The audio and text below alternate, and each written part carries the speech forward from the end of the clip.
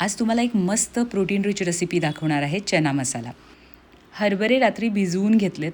माझ्याकडे हिरवे हरभरे होते. तुमच्याकडे जे असतील ते तुम्ही भिजवू शकता. त्यामध्ये पाणी घालून 2 तमालपत्र आणि मिरी घालून 2 मोठ्या आचेवर शिट्ट्या आणि नंतर बारीक आचेवर 10 मिनिटं आपल्याला ठेवायचं आहे.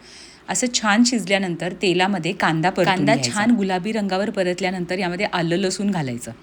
आलं लसूणचा वास जाऊपर्यंत, जो कच्चा स्मेल आहे तो जाऊपर्यंत छान परतून घ्यायचं आणि नंतर त्यामध्ये 2 टोमॅटोची प्युरी घालायची. ती पण छान परतून घेतल्यानंतर एकसारखा जेव्हा हा मसाला होतो त्याच्यामध्ये धने, जिरे, गरम मसाला घालायचा. अगदी 4 चमचे शिजलेले हरभरे मिक्सरला घालून घ्यायचे. हरभरा शिजवलेलं पाणी मी टाकलेलं नाही आहे. हे सगळे मसाले जे मी मगाशी सांगितले ते घालून मी परतून घेतलं. यामध्ये एक अर्धा चमचा एवढा चाट मसाला घालायचा.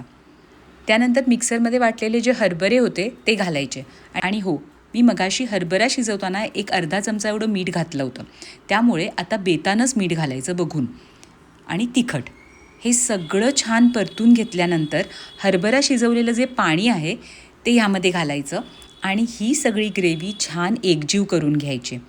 एक उकळी आली की त्यामध्ये शिजलेला हरभरा घालायचा आणि छान मिक्स करून घेतल्यानंतर त्यावर कोथिंबीर भुरभुरायची. झाली. आपला चना मसाला रेडी झालेला आहे. आता जर चपातीसोबत मुलं खात नसतील तर तुम्ही थोडीशी ग्रेव्ही घट्ट करू शकता आणि चपातीमध्ये रोल करून त्यामध्ये कांदा घालून पण देऊ शकता. ही रेसिपी तुम्हाला कशी वाटली मला कमेंट बॉक्समध्ये नक्की सांगा.